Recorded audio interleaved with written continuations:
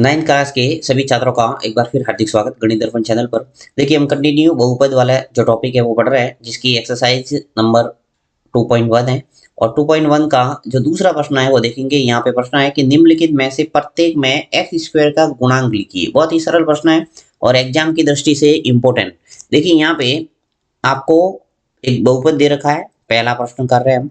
जैसे फर्स्ट प्रश्न के अंदर आपको दे रखा है कि 2 plus x square plus x. ठीक है, अब देखिए गुणांक का मतलब क्या होता है ये आपको अच्छे तरह से समझना है कि जो भी बहुपद का आपको जिस चर का गुणांक पूछा है उसके आगे देखना है कि कौन सी संख्या है। जैसे फॉर एग्जांपल यहाँ पे मैं आपको बताता हूँ कि मान लो 2x लिखा मैंने। अगर मैं आपको पूछूं कि x का गुणांक क्या है तो आप बताएंगे 2, यानी x के आगे क्या संख्या है वो आपको बताना है।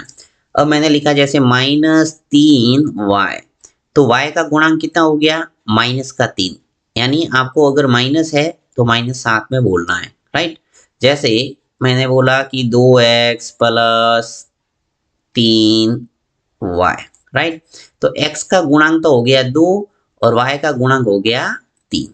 ओके, अब देखिए यहाँ पे आपको अच्छे ढंग से समझ में आ जाएगा। आपको पूछा क्या है यहाँ एक्स स्क्वायर का गुणांक, तो यहाँ लिखेंगे एक्स स्क्वायर का गुणांक। अब एक्स स्क्वायर का गुणांक यानी एक्स के आगे क्या है, एक्स स्क्वायर के आगे क्या है वो आपको बताना है। देखिए एक्स स्क्वायर के आगे यहाँ पे कोई संख्या नजर नहीं आ रही है, राइट। ये जो प्लस है उसके बाद में 2 है, उसका कोई मतलब नहीं है। आपको एक्स स्क्वायर के आगे जस्ट देखना है, ठीक है, प्लस के बाद और एक्स स्क्वायर के आगे। यहाँ आप बीच में संख्या देखेंगे कोई नजर नहीं आ रहा है, इसका मतलब क्या है, एक है। क्या है, एक। जब आपको कोई संख्या नजर नहीं आए तो उसका गुणांक कितना होगा, एक। ओके, अब अगर यहाँ मुझे x का गुणांक पूछा जाता तो भी मैं क्या लिखता, एक, क्योंकि यहाँ पर भी कोई नहीं है। ओके, नेक्स्ट दूसरा प्रश्न करते हैं। दूसरे प्रश्न में क्या है, 2 minus x square plus x की घात 3। ये जो क्वेश्चन है इसमें क्या है, 2 minus x square plus x की घात 3 यानी एक्स क्यूब। अब देखिए यहाँ पर एक्स स्क्वायर का गुणांक लिखते हैं एक्स स्क्वायर का गुणांक। अब एक्स स्क्वायर का गुणांक यहाँ पे क्या हो जाएगा, देखिए एक्स स्क्वायर के आगे यहाँ माइनस है और संख्या कोई नजर नहीं आ रही है, तो जब कोई संख्या नजर नहीं आए तो एक होता है, परंतु यहाँ पे माइनस है इसलिए -1 लिखना पड़ेगा आपको, राइट। यानी ध्यान रखना है जब भी माइनस दिखे तो आपको माइनस में गुणांक लिखना है।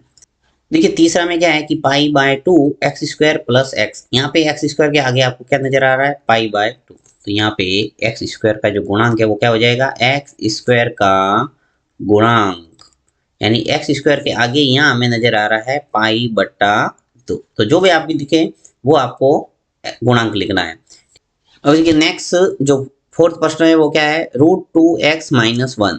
फोर्थ क्या है यहाँ कि √2x - 1। यहाँ पे आपको पूछा क्या है, एक्स स्क्वायर का गुणांक। यहाँ आपको इस बहुपद के अंदर एक्स स्क्वायर वाला पद है वो नजर नहीं आ रहा है, इसका मतलब एक्स स्क्वायर का जो गुणांक है वो क्या हो जाएगा, 0, यानी कोई पद ही नहीं है यहाँ एक्स स्क्वायर वाला, तो आपके गुणांक क्या हो जाएगा, 0। तो यहाँ लिखेंगे एक्स स्क्वायर का गुणांक, एक्स स्क्वायर का गुणांक हो जाएगा यहाँ 0, राइट।